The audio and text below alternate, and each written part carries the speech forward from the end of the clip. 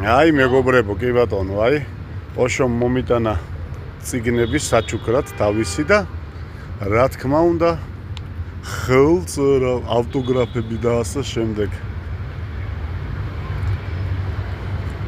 ამას რა თქმა უნდა ცალკე დავდებ კიდე პოეზია როგორც ასეთი გვერდი რო არის და რა თქმა უნდა ველოდებით თქვენს კომენტარებს, გამოხმაურებას. რა თქმა უნდა ბევრ შეშურდება რომ ოშომ მეწიგნი მაჩუქერა თქვენ არა გაქვთ. დღეს რა რიცხვია? მაგრამ 24-ია? 24. აი ხო ხედავთ ისე ავირეთ მეგობრებო ამ პოეზიის სიყვარულში ისე ჩავიძირეთ რომ რიცხვიც არ გვახსოვს. ეს ერთი. ოჰოჰოჰოჰო. ეხლა მეორე, ზოგს ერთი ცალა აქვს შენი წიგნი, ხედავ? როგორი პოეტურია თან ხეზე მიყვდნობით.